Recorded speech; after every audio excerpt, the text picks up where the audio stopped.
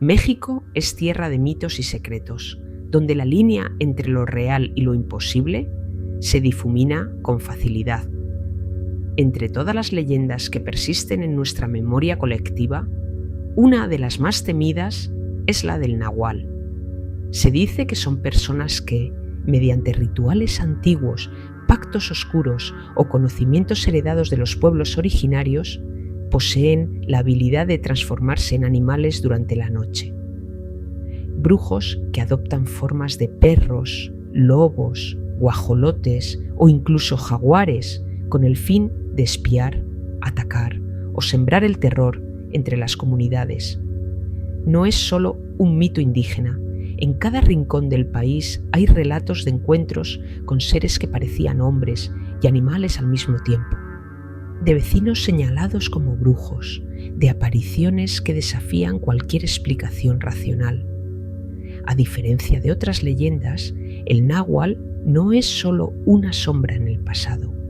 Sigue presente en los testimonios de quienes aseguran haberlo visto. Algunos lo describen como un borracho que aparece de la nada en medio de la calle y, al sentirse descubierto, se transforma frente a los ojos de todos. Otros cuentan que se manifiesta como un perro enorme, con ojos rojos como brasas, capaz de paralizar a cualquiera que se atreva a enfrentarlo. En esta ocasión, escucharás dos historias reales, narradas por testigos que aseguran haber vivido en carne propia el encuentro con un nahual. Pero antes de comenzar, te reto a algo.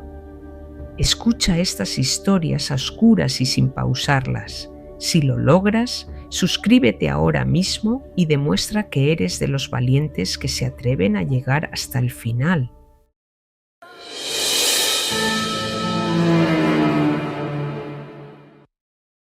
Corría el año 2006. En aquel entonces, el CONALEP de la Ciudad de México parecía como cualquier otra escuela técnica, con pasillos ruidosos y alumnos ocupados en sus tareas. Pero un día, el ambiente cambió. Lupita, una de las mejores estudiantes del grupo, dejó de asistir. Faltó 5 días completos, lo que llamó la atención de todos, pues era conocida por ser aplicada, puntual y dedicada.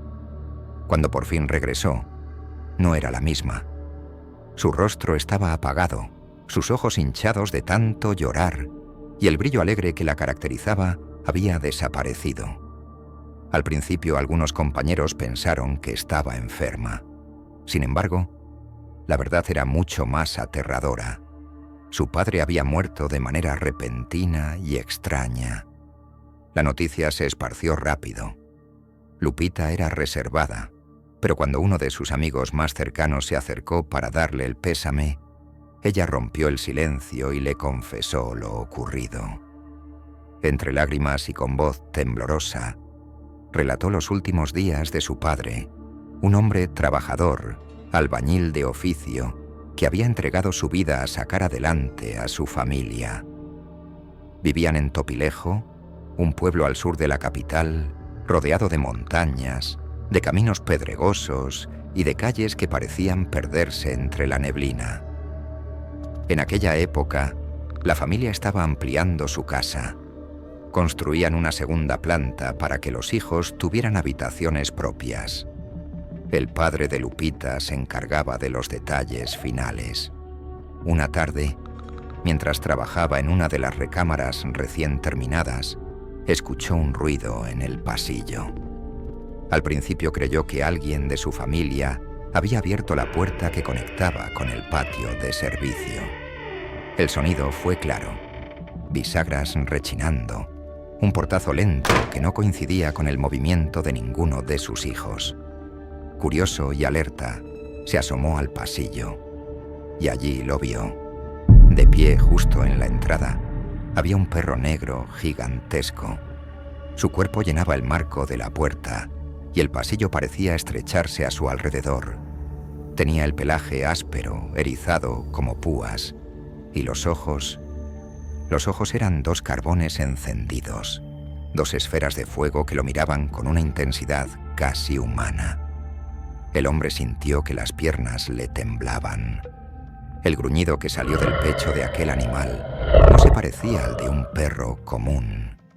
Era grave, profundo, casi como un lenguaje oculto. Un sonido que vibraba en el aire y hacía retumbar las paredes. Retrocedió lentamente hacia la recámara, con el corazón desbocado, mientras el perro avanzaba despacio, marcando cada paso con un crujido en el piso. El aire se volvió espeso, sofocante. El albañil intentó gritar, pero la voz se le atoró en la garganta. Cuando estuvo de nuevo dentro del cuarto, el perro se detuvo en la entrada. No cruzó el umbral, como si una fuerza invisible se lo impidiera. El padre de Lupita, con el sudor corriendo por su frente, se apoyó contra la pared, jadeando.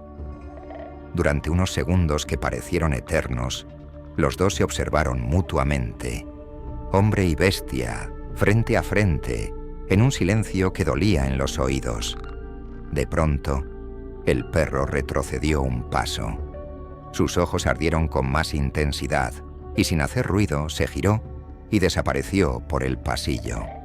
El hombre, aliviado por un instante, intentó dar un paso hacia adelante, pero entonces todo se volvió negro. Cayó desplomado en el suelo. Fue su esposa quien lo encontró minutos después, tirado, inconsciente y con la piel ardiendo como si tuviera fiebre alta. Lo llevaron al hospital de urgencia. Cuando despertó, aún débil, le contó lo que había visto. Con la voz quebrada, murmuró: «Ese perro no era un perro, era un nahual». Los médicos no encontraron explicación clara a su estado. El hombre parecía consumido por dentro, como si el miedo lo hubiera devorado. Al poco tiempo sufrió un paro cardíaco que terminó con su vida. La familia quedó destrozada. Lupita, apenas una adolescente, no solo tuvo que enfrentar la pérdida de su padre, sino también la certeza de que lo que él vio aquella tarde fue algo imposible de explicar. Los vecinos no tardaron en dar su veredicto. Aquel animal era un nahual. En Topilejo, las historias sobre brujos capaces de transformarse en perros negros son comunes. Se dice que rondan las casas, buscando víctimas a quienes debilitar con el simple peso de su mirada. Desde entonces, la familia de Lupita asegura que en las noches aún se escuchan ruidos extraños en la casa. Puertas que se abren solas, pasos pesados en los pasillos y gruñidos que parecen venir desde la azotea. Algunos aseguran que el espíritu del nahual sigue rondando, reclamando lo que una vez marcó con sus ojos encendidos. Lupita jamás volvió a hablar del tema en público, pero quienes conocieron a su padre repiten la misma conclusión. No murió de una enfermedad común, ni de un accidente laboral. Murió de miedo, víctima de un encuentro con algo que ningún ser humano debería presenciar.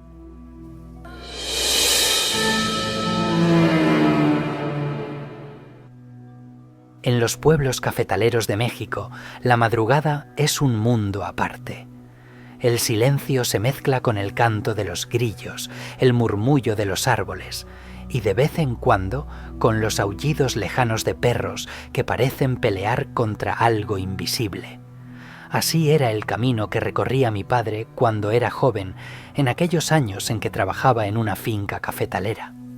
Para cumplir con sus entregas, debía salir antes del amanecer, entre las 3 y 4 de la madrugada, cuando la oscuridad aún cubría las veredas y las montañas.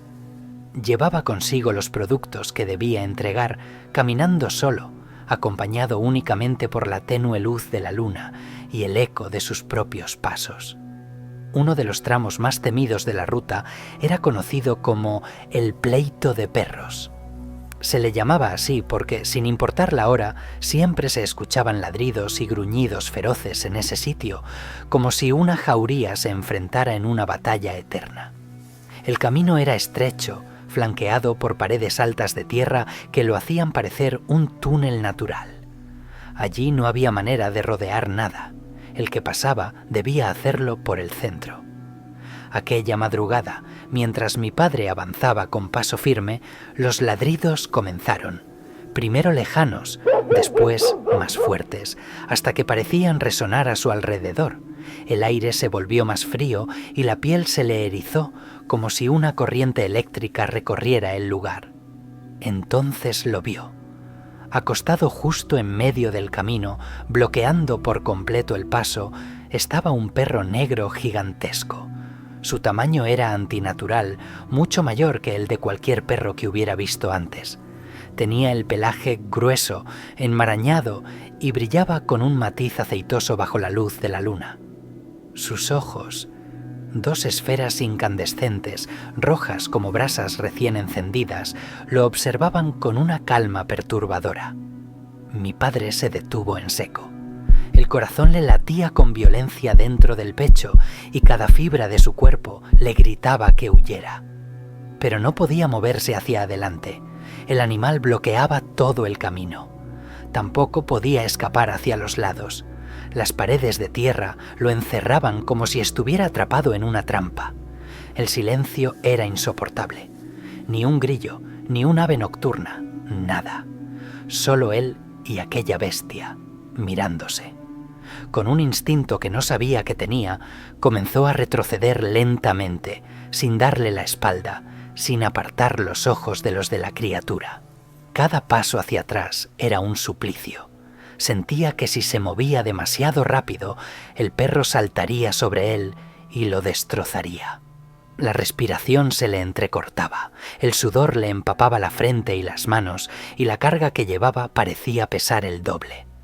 El perro, mientras tanto, no se movió ni un centímetro, no gruñó, no ladró.